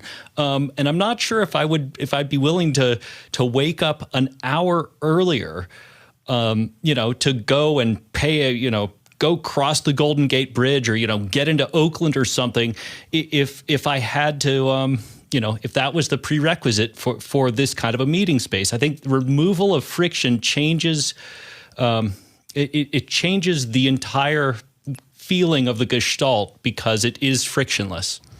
It does, but I would push back saying my brother-in-law, who was in the advertising industry for decades, still is, at one point lived in San Diego, but worked for Chiat Day in Los Angeles. And he would get up every morning and get on the train and commute hours, because they were one of the premier agencies on the planet. And he had clients that were in San Francisco, and sometimes he would get on and make that trek and then come back. And so if the compelling group that you're going to work with is so singular and so interesting, people do make these huge sacrifices to travel I would agree. long distances. I would absolutely agree. The question is, if he had a choice, would he have? Right? Yeah, no, good point. And Sky has some thoughts too. Well, and I think that's the choice that we now have, because to your point, Bill, yes, it was the people. It still is the people, is my point. And what we used to have to do, because we didn't have this digital or virtual pipeline of creating a visual image, it was clay. It was physical sketching. I don't disagree with I want to be with people. Absolutely. Do I want to be with them in person? Yeah, because that's my history. We talked about our history of being together, creating a product together. But what I'm really mystified is, even Mitch said, in the real world, it's like we're here. I think we need to re-examine. This is the real world, not and the delivery device of the clay making the maquette versus the when I'm watching Nick do things in Unreal Engine, it says Unreal, but in many ways it's just as real in our head. So Paul, someday you and I will have coffee together, but until then, we're virtually still friends. I do wonder emotionally. I'm going to bring this up just because we have a lot of time today that we're going to fill up. So it is super easy for me to say, that guy said something that pissed me off, and just, boom, I'm going to log off. I'm gone. I'm sorry, you're right. I'm my language, I apologize. But I'm gone. I'm out of here. You can't really do that in an office. At some point, you can walk away and go to the restroom or something, but somebody can follow you and say, I'm sorry you were offended in this moment. We didn't mean to offend you. Let's talk it out so that you don't have to feel bad. If I just hit shut down on my computer and I'm gone, there is no recovery from that. So there are these small social differences that I think have to be negotiated through there, so people don't make more difficult these interactions that the in-person office things gave you a little bit of buffer from. That's just something that came across my mind. It's a brave new world, Bill. Welcome. It is. And I'm sure we will come to terms with this, and maybe that can be taken care of. Like, somebody who's a friend of that person, they can reach through and get a text to them and bring them back into the fold if that's required. And don't let them just stew in their maybe it's a misunderstanding of things. There are a lot of little social things there. We're very social people and we read a lot of cues. And while this does a great thing for most of them, it doesn't do everything, I don't think, that we're used to as human beings. Mitchell had some thoughts. It's better than email. And like you just said, Bill, you don't get the social cues on email that you do on having a face-to-face conversation, even if it is a virtual one. Because how many battles or arguments have you gotten into? Because, first of all, sarcasm doesn't translate on emails. So, my problem. And you need to be able to see somebody, see them smirking a little bit while they're saying it, understand, oh, that's a joke, or that's this. So get rid of the email, go with this. I remember one of my seminal experiences online was a thing called CB Simulator, and everybody used handles. And those arguments used to just blow up because nobody was responsible for anything they said, because it's some handle. If you say something horrible and torch the conversation, you just change handles and come back the next day. So it escalated by virtue of anonymity arguments that should not have gone anywhere near as far as they did. That was a learning process for me. All right, let's move on. Next question. Josh Kaufman is reaching out to the virtual world. He's from Pittsburgh, PA, and his question is, my M1 Mackbook Pro requires that I type in my password each time the Mac wakes from sleep. Previously, I was able to continue with the fingerprint reader. Not sure what changed. Require password after sleep screensaver option equals unchecked? Jason has some thoughts. Yeah, this is an odd little quirk. My guess is that your secondary authentication is somehow muddled. My guess is that you made some sort of change about iCloud and the way that you have iCloud set to encrypt and decrypt your hard drive. There's no really easy way out of this. The next step here is turn off sleep entirely and see if it asks you when you open the lid again, and force it to sleep by closing the lid and then open it back up. Also, if you have an Apple Watch, you can use your Apple Watch to kind of sidestep this. But I think something's really kind of strange about iCloud. Jason, I always love your answers because I may call you afterwards. There are a couple of things. Gladly. It's one of those things where you go along just fine for like 3 years and everything's working in a particular vertical of what runs your life. And then suddenly a change will happen somewhere and you don't know really where it came from. And all of a sudden, you're having trouble logging onto something you had no trouble logging onto before. And it requires a brain like Jason's to sometimes walk you through that and get out of your preconceptions. So good answer. Thank you. Let's move on to the next question. Lou Perez in Phoenix, Arizona. Lou asked, has anyone used or tested Apple's walkie-talkie feature for an emergency comms solution? And Kenneth Jones is going to start us out. Oh, emergency is right. I communicate occasionally with my son in Chicago via this thing, and I can't imagine a less helpful way of communicating. First off, it always interrupts him when I make his watch go beep, because I have no idea what he's doing at the time, and so then it takes a little while for him to get around to coming back to me. And while we have tested this thing, I wouldn't say it's ready for prime time. I don't know of any way to attach an earphone to an Apple Watch. That's a bit of a puzzle to me. There are some, however, free versions of iPhone comms. Zello is one, Zello. You can set up your own little group, but it's one to many and not as easily managed as some of the other ones, but there are free solutions available. I don't think I'd rely a whole bunch on the Apple Watch arrangement.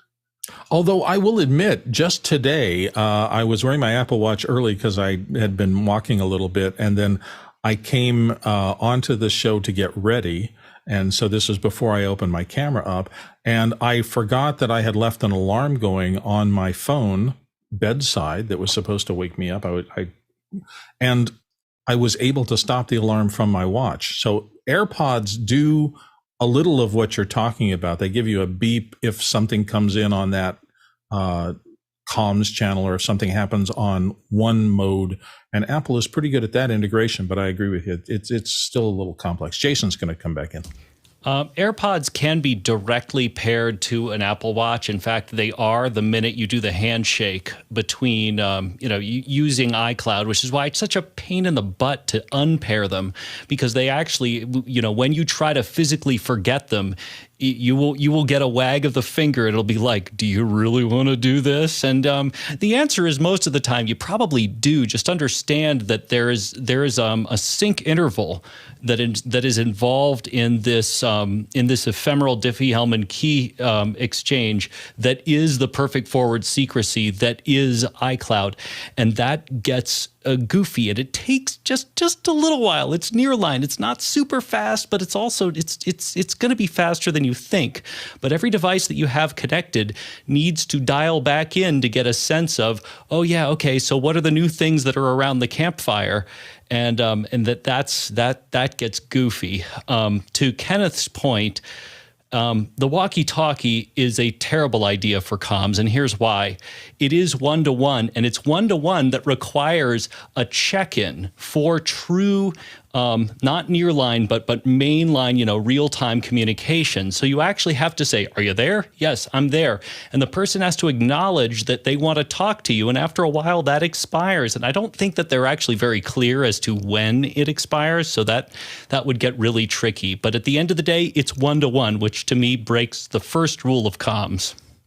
That's interesting. And I will say that the watch has been transformative to me because I walk constantly for health, and just having my phone that I can leave at home and the watch and the AirPods work together to play. I usually listen to books, so the fact that I can move whole novels or whole books onto my watch and not have to drag my phone out with me when I'm walking is a joy. The whole system works just there.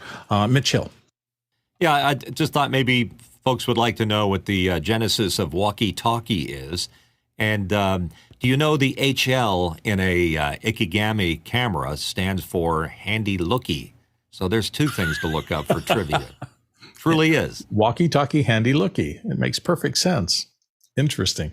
Next question. Eric Nathan from Bellingham, Washington. JavaScript and networking are becoming a staple for media production. What are some resources for learning these tools within a production environment? And Jason Bass is going to start us off here.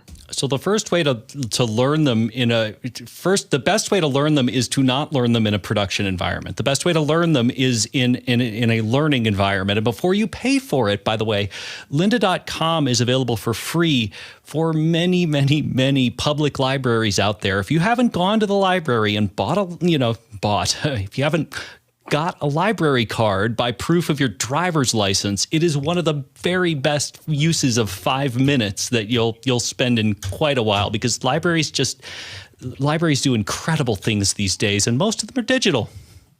Absolutely. Nobody else weighed in on this, so we're going to move on to the next question. Chad Lafarge on the panel, and he's in the back end, from Columbia, Missouri. Related to David's Newton question, what is the oldest tech you have that you can still use? And I know for me, it is behind me right there. And if I have the right button, it is that. That is actually a working wire recorder from about 1929.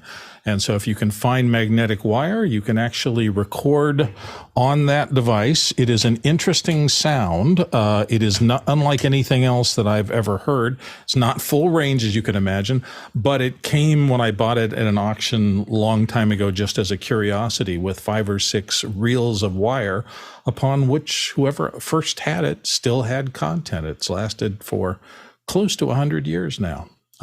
Let's go to Kenneth. Is it Kenneth Jones' first question? Yeah, I think so. Well, it didn't say what kind of technology, and so I have to just remind you that there's this kind of technology. This has been around for a while. Good point. I've had a number 2 Ticonderoga, nice little yellow thing, word processing, has been with us for a year or two. Tom Ferguson.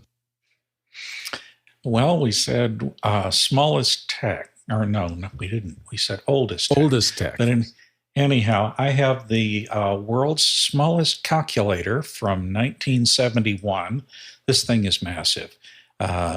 Yes, it still works. It's the Sharp EL8M. It has fluorescent tubes in it. The keys are all fine. It was marketed for, nearly $400. And weighs about 2 pounds. There you go. It's considered a pocket calculator at the time. Well, a lot of people wore overalls, so I can buy that. Mitchell Hill.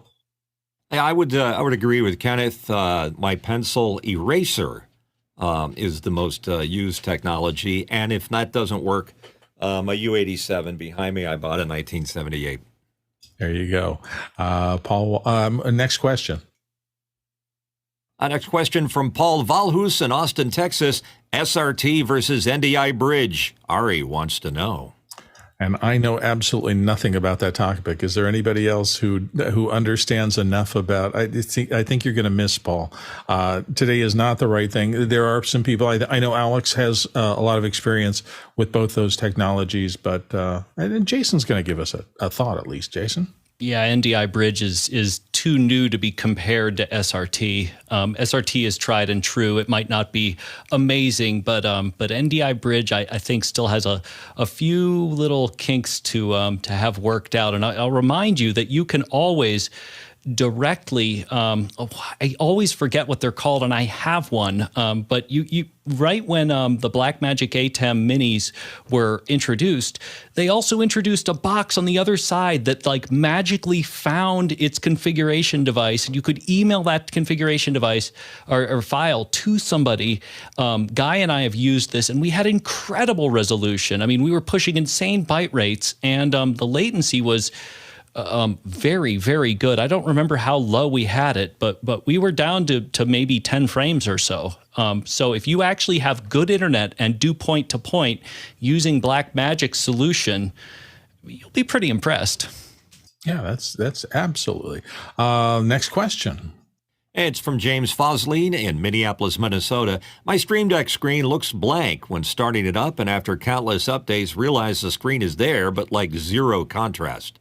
Ooh, that can be scary. Anybody know how to get into the Stream Deck controls and change the brightness and or contrast on it? It looks like we're going to strike out there, unfortunately. And we're down to about 3 more questions here, and it's still about 26 minutes until the end of the show. So we will end, if nobody has any additional things they want to ask today, we'll end a little early. As most of you know, most of you have been around the show today long enough to know that we had a scheduled topic and it fell through at the last minute. So we will be ending things when we run out of questions, unless other people have things they want to talk about. So if you're watching the show and want to get a question answered, this is an excellent time to put it in.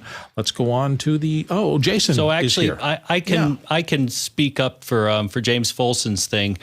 If you're using a Stream Deck like I typically do, it doesn't actually involve installing the drivers, at least not on macOS, because it will interfere with just about anything, to me, useful that you'd want to do with it. So if you actually install the Stream Deck software, update the firmware, you will actually have a brightness slider in preferences that will turn up and down the brightness of the panel. Just be sure to uninstall those drivers after you're done updating the Stream Deck, because it's not going to work with any third-party app until you do. Oh, good. Excellent research and good answer. Let's move on to the next question. Stefan Fischer from Wurzburg, Germany. Problem solved. Connecting my iPad to Zoom on my Mac via AirPlay or cable didn't work under Monterey anymore. One has to uncheck the AirPlay receiver in Share section of the system's preferences. Restart Zoom and off you go. Well, great that you came back. Thank you. And we really appreciate it. When somebody has a question and it's not solved here, the fact that you're able to come back and provide the solution for our regular listeners, at least, who might have be struggling with the same thing. That's great. I didn't even know there was such a thing as an AirPlay receiver check mark in the Share section of the system preferences. So they must have added, and they're constantly revising and adding capabilities and improving things. So good. Let's move on to the next question. Greg Greckmeyer from Topping, Virginia. Greg asks, solution for adding a delay to auto-starting companion on an M1 Mac Mini. It's launching too fast. And Jason's going to help us out with that one as well. So I would do this with Apple Script.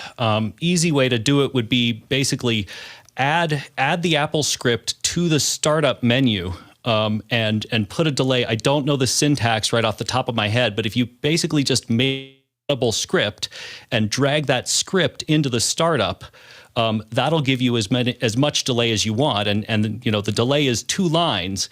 Wait this amount of time, and then the direct link to start Zoom. That way it's running the app that runs the delay and then the app.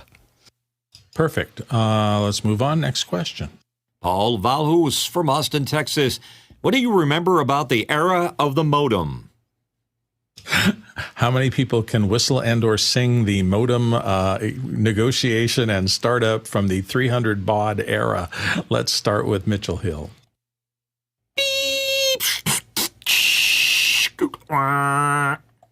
Nice. Well done. That's most of us who started out in those early years. Every single time we had to dial up a service, we had to listen to that happen. There's a cute little animation on the web somewhere of a modem dial-up sounds, and it actually shows you the waveforms at the bottom. And I think, was there a little character writing inside? There was something, but it's cute. That sound, if you were old enough and started early enough in online computing so that you had dial-up modem sitting on your desk, that's a part of your brain from then on. Do you want to play a game? Courtney. Can you hear me? I'm coming in over my modem now.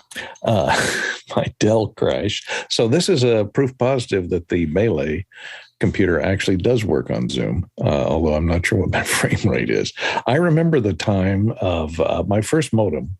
My first modem, I remember, was a CAT modem, C-A-T, with acoustical coupler. And so you'd take the actual handset of the old dial telephone, and you'd place it in the acoustical coupler, and it was a full 300 baud. So you could see those letters as they appeared, as it was receiving them, a line at a time.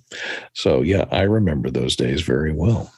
Only your rich friends had 1200 baud modems. Oh, that was later, 1200 and 2400, then 56K. Wow. Can you believe it? And I had memorized all the AT commands. So there's the other. I will say that on 300 baud modem, I think you could type faster than it would actually receive characters. So it was less than real time. Jason Beish. Yeah, it was ATZ enter and then ATDT and then the phone number that you wanted. But I'll give you a little bit of ephemera from that era. Modem is not an acronym. It's not an initialism. It is neither one. It is actually a combination of modulator, demodulator, and it was because it would modulate and then modulate the data into that static that you would hear, and then demodulate it on the other side. So that's where that came from. Cool. And I've got to say it because if you don't use words, you lose them. That makes it a portmanteau. Sky Gleason. A thing that transfers something from one place to another. I learned the word portmanteau from Graham Kerr. That's what he called his piece of luggage. But yes, I was in the days of the 300 baud plugged into my 512, which used to be a 128 Macintosh original chimney computer. And I had that phone device as well that you would plug in your regular modem. Your handset into these little ear muffs and things. But we should also possibly talk about bulletin boards, because again, you had to modem into somebody and connect with some community. And so the early days of chatting or doing maybe even gaming on this device, one line at a time. So it was all text because you just didn't have the bandwidth of doing big graphic things. The BBS, the bulletin board system. There we go. And that Early days. over my right shoulder, which I guess I'm in a 3-up, so you can't see it right now. No. Now, that is a 128 Mac that got upgraded to being a Mac Plus 512 and with added memory. I knew one guy who rumor has it that he had worked a little bit at Apple in the early days. Anyway, he was a guy named Dave Baginski who lived out in Chandler. And you could take your machine out to him, and he would actually turn a 128 into a 512. I did that magic. Physically myself in Michigan, and because the University of Michigan had brought in these computers for their students, and I was traveling up there with the theater company.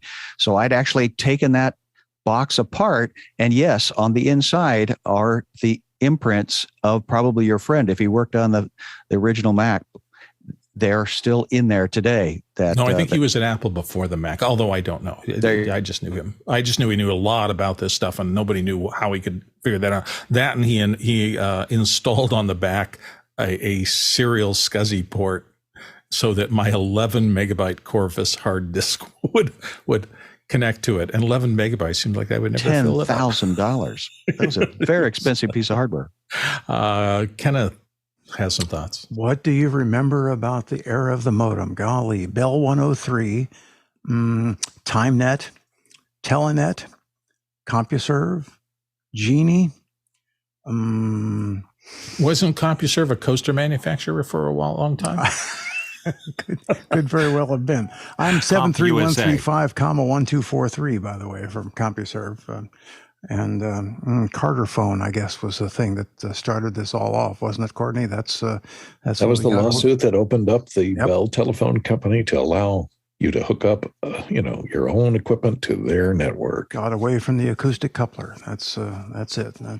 What we look back on fondly. Yeah, it's like watching Light and Magic. You see how simple and unadorned everything was, and you watched over the course of the years as everything changed because of those little baby steps in the early days. Let's go on to the next question. Next question in from J.J. McKenna in Santa Venetia, California. Courtney, how well is that Melee holding up as a Zoom unit after your main machine took a nap? Courtney has you tell me. You were going to you. How am I coming in here? The computer that I'm coming in on is this one. It looks identical to this one, only it's got so many wires plugged into it now that I can't hold it up. The wires are too short, but it looks just like this Melee Quieter 3. I don't know if it can handle, because it doesn't pass the Zoom requirement of having more than 4 cores. Maybe I'm not coming in at 1080p. I'm probably coming in at 720p. You're passing 720, 32. Yeah, I was going to say, frames. You look pretty decent. So I'm at 720, but everything else is plugged in. I had to scrounge around to find since these don't have USB-C connectors on them, my Roadcaster was plugged in with a USB-C, so I had to scrounge around and find a USB-C to USB-A connector so I could connect it up, but I finally got it going. So I guess it works fine. It makes a great backup machine when the Dell, goes south because of the heat in here. When I turn the air conditioner off, I risk that thing. It's got some overheat problem with the RAM, I think. And once the air temperature in the room gets up above about 85 or so, it can't cool off the RAM sufficiently, and it tends to blue screen, and then takes a long time to recover. So still, it's cool that it's working for you. Yeah. I'm going to keep it on all the time as a backup, and I just have to move a couple of USB connectors from one to the other to make the transition and pop back on. What I do hate is I have to use this keyboard, which is not good. This is a keyboard and mouse that I'm using. Is that a hamster keyboard? That's tiny. So let me type something. So you won't be seeing me type a lot of questions or being in the chat very much because my fingers are just too fat for that. That makes a 2-finger hunt and peck guy actually have an advantage over those of us who studied keyboard layout. That's great. Let's go on to the next question. Matt Halverson from Brookings, South Dakota. Matt asks, I downloaded an HDR LUT for Premiere Pro. Works when I use it on my 1080p footage, but I can't select the LUT from the drop-down menu when I try to put it on my 4K footage. Anyone know why? The 1080p is MPEG and the 4K is QuickTime. Is that why? And Jason's going to help us out here. Okay, so let me start by saying it's been a long time since Premiere has been my first go-to, but I'm going to try to unpack this just a little bit, assuming we still have enough time. Do we? Oh yeah. Okay. Good. Yeah. We've got 14 minutes. So here's the issue. First, you need to get into a mezzanine codec. You need to rip out your footage, and I don't think that one directly has anything to do with the other. The idea that there is a LUT that is going to stretch your color palette into HDR. And will work with 1080 but not with 4K when all things are being equal doesn't make any sense to me. Like straight up doesn't make any sense to me. My guess is when you're creating the workflow or in Final Cut, it's a library. Something about that constraint is the reason that you can't place that LUT. If you were to transform everything into some sort of mezzanine codec like ProRes or the equivalent that I'm blanking, somebody else help me out here, for Avid. DNX HD, probably. Thank you, DNX HD. You would almost certainly not have that problem. And also just understand that there's a major limitation to what you can do with a specific LUT to expand. It's not like you can just drop this in and then boom, you've got HDR. It's not really how it works. Yeah, different color spaces entirely. So it is a little bit complicated, and I agree with Jason that a mezzanine codec, something that both sides of your transcode understand, would be a great place to start. Let's move on to the next question. Svetlana from Belarus, Minsk. Good morning, guys. Does anyone go to an office for work at least one day a week? And if yes, how is an office place filled with people and working hours? That is, I'm interested in the real situation of working mode in different office places. So I don't know of anybody. Now, I'm in a different circumstance. I do not run offices anymore, so I'm working out of my house, and I think a lot of people post-pandemic are doing the same thing. But I imagine there's some people going to work, but it may be that they're not on the panel because they're already at work in a lot of, at least the U.S. Circumstances. Jason has some thoughts. So I have a fair number of corporate clients, and in fact, I'll be heading to one as soon as we're off the air. a big metal fabrication facility. And the way that I do it is pretty simple. I mean, I have over 1,000 clients, and some of them I will hear from once a week, and some of them I haven't heard from in years. It just depends. So I guess I'm curious what you mean, because that just are you asking how are things different after the pandemic? What is the culture? I guess I didn't really understand this question. Well, maybe Sky can help. Maybe he has some insight, or maybe Svetlana will do a follow-up and help us understand more about the specific circumstances. Sky, your ideas? Well, again, from the experience, I'm working here in the Pacific Northwest. There happens to be a software company based up here, and they gather at their very large facilities, but they also bring in freelancers from outside. Normally and traditionally for 20 years, I would go into their facility. But in the last several years, yes, they have been modifying almost quarterly on how much interaction they need to get the job done. And so there's another large event that's coming up that a lot of us will be working remotely, because that process has now been worked through, and they get a quality product, and they don't need us to fill up a parking lot. They don't have to pay for a big catering system. They don't have to. So there's a lot of advantages, and also the pipelines have been opened up so that they can get a quality video product from people from lots of different parts of the world that they wouldn't have had access to without a lot of expense. So I think it's still, the jury's out. It's still being developed. All righty then. Let's move on to the next question. James Babbitt from San Diego. James asks, when recording a video on the iPhone, which audio recorder would you use to simultaneously make a backup audio track? This one's hurting my brain to think through. Jason, thoughts?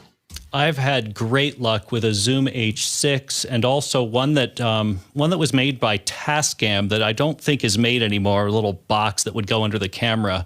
What I liked about the H6 is that you had interchangeable microphones, and the one that came with it was kind of a beautiful cardioid stereo that you could turn the microphones, and you could adjust the beam of the cardioid condenser pickup. It's just a wonderful and easy to use, quick compression. It would record wave up to 6 channels with 4 XLR ins. So great product. I actually wasn't thinking in double system, but you're exactly right. That would be the easiest way to do that. So yeah, an exterior recorder and the Zoom H4 or even one of the smaller Zooms, the H2, would probably allow you to make that double system backup of audio. If you're recording a video on the iPhone, just remember that one of the issues is going to be for audio. You're always going to be a ways away from whatever subject you're trying to record. So a lot of us work hard to put on exterior microphone interfaces to a phone so that we can get a wireless microphone out to where the sound is being generated. That will increase your signal to noise ratio, improve things substantially in your recording. But if you're just looking to get whatever the phone's getting, then the Zoom H4N. Actually, you could probably get a better signal by taking the Zoom H4N and moving it closer to the person so that you have your second audio track closer to the subject than is the phone microphone. So there's some things to think about. Never forget your clap sync. Yeah, that really does help you when you're pulling in your video and trying to match it to the audio. You can see the clap and you can see the spike in the waveform on your imported digital audio file, and it gives you an easy way to sync things up. Next question. Stefan Fischer from Würzburg, Germany. My QuickTime app on my MacBook Pro M1 does not work with any cable-connected iPhone or iPad. Should I be able to do a screen recording? Any ideas? Jason. Yeah, you absolutely should. And again, there's a little bit of oddity that goes in here when you are mixing, if you have 2 different iCloud accounts. But your best thing to do, shut the phone down, shut the Mac down, shut them both down and connect them. If you don't get a, should I trust this thing, and will it, if it shows up in Finder, you're pretty much there. So first thing, connect it directly using an Apple cable. Connect it directly in and then check Finder. You should see the iPhone in there. If you don't get the trust on both devices, then you need to try it again. Yeah, because there's some security handshaking that has to be there to make sure that somebody isn't just logging into your machine. So that's good advice. We've got 7 minutes and about that much time on the clock. So about a minute each. James Foss. Next question, Mitch. James Fosseline from Minneapolis, Minnesota. Everything seems to be janky today. Possible that solar event is causing issues? Ooh, could we be having our small minor coronal mass injection event? Alex has popped into the panel here. So thanks to Courtney. Did you guys see him run off? He ran off and no, he disappeared. He was very good. Yeah, it was very good. He had to be a cable. I for those watching, I packed everything, and this is what happens when you pack and you're like on a phone call. That I remembered everything except for an XLR cable. Well, there were more than a few questions where we missed you today, Alex. So you were missed. Anyway, so that was that was what happened there. And then I got back, and there was just a lot of other bits and pieces of things that had to get fixed. It took longer to get back than it took to get there. Well, we've got 5 questions to go and about that many minutes. Okay, well, we better get going. I have to go. And by the way, as a reminder to everyone watching, that I'm on Twit right after this. So we do have to end at 9 because I have to go over and be on the AMA, the Ask Me Anything, on the Twit network. So anyway, hard out at top of the hour. Let's move along then. Next question. Actually, we didn't answer James' question there. If we can finish that. Absolutely. Mitchell, go ahead. Yeah, the answer to that is that we are in the middle of a coronal mass ejection.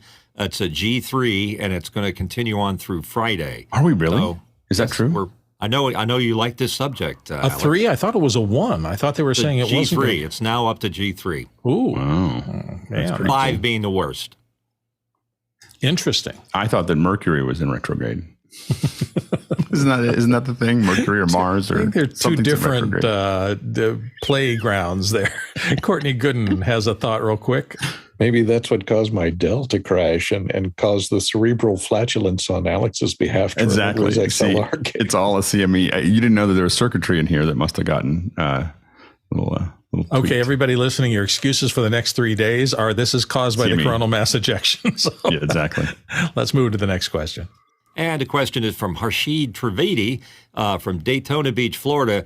Since we have Ken on the panel, what are the first steps in the ham radio world? And Ken, I'm going to give you 1 minute to address this. Very good. Well, the first steps are to express an interest in it. It's electronics in all its glory. It's a great place to experiment. Probably the first website I could send you to, and maybe the best, is ARRL.org. That's American Radio Relay League.org. That's a great, helpful arrangement. You can play with voice, with data, with video, with satellites. There's literally no end to the experimentation you can do, and it's a great hobby. And it's also a money sink, so be careful. And next question. Paul Valhus in Austin, Texas. How do you insulate and cool a cargo container? And Jason, can you do that in 30 seconds? I can absolutely do that in 30 seconds. I want you to look up Tin Can Alley and Green Jeans Farmery in Albuquerque, New Mexico. This is a client of mine who has been absolutely obsessed with making buildings out of shipping containers for the last 15 years or so. The insulation is pretty simple. It's conventional installation. And as far as cooling, you cut a hole in the side and you put an air conditioner in. If it's a small one. For a larger one, you will just weld them together and then use a conventional central HVAC system. Nice answer. Thank you. Next question. Harshid Trivedi again from Daytona Beach. Yesterday, I ran into a NASA video suggestion on YouTube. The difference was that they used video rather than an image of a thumbnail. What are your thoughts of having a pre-video rather than stills? And Alex, you have the heart out. Do it quick. I'm a big fan of the video previews as long as there's no audio. It drives me crazy at Netflix and all these other things where you suddenly have audio on top of the video and it's blaring out. But video previews are nice. And the last question of the day. Svetlana from Belarus, Minsk. She's continuing with the question she asked earlier. She says, I mean the real situation and working modes in Apple's office places. Svetlana, it's an interesting question. I think it would be a good discussion, and we're pretty much out of time here today. So why don't you bring it back as soon as you can and give us more time to discuss it, put it in early. And so I know a lot of people are displaced and working from home, so this is a really good topic for discussion here. So please bring it back up again. Okay, all that said, it's just about a minute and change before we get to the top of the hour and to end up on time. I want to say first, thank you to all the panelists. Thank you for all of our producers for putting putting in all of our questions. We appreciate it. Let's go ahead and roll the credits and make sure that we're out on time. Thank you all for participating in Office Hours. I hope you had a good time today. I know I did. And we will be back with the subject that was scheduled today for next Wednesday. So if you're interested in the Light and Magic presentation next Wednesday, show up. We'll all be there. Thanks for watching the show. We'll see you next time. Alex, your T-Bone sounds great. Does it sound okay? Yeah, it sounds great. It's pretty good for a little remote mic. Yeah, it actually does sound really good. Yeah. I How attribute well it does to it the whisper? quality of the cable. It sounds great with the cable. It's got a special noise canceling cable that the longer the cable is, the more it reduces background noise. It's kind of amazing. Alex It just said seems it's not true. counterintuitive in physics terms, but Yeah, exactly. Don't forget, Elle is coming up on After Hours with a lab on Isadora. oh, that's exciting. And for those of you who pay attention to our traversal, we did like 19,000 miles to get our question answered today. Nice job, everybody.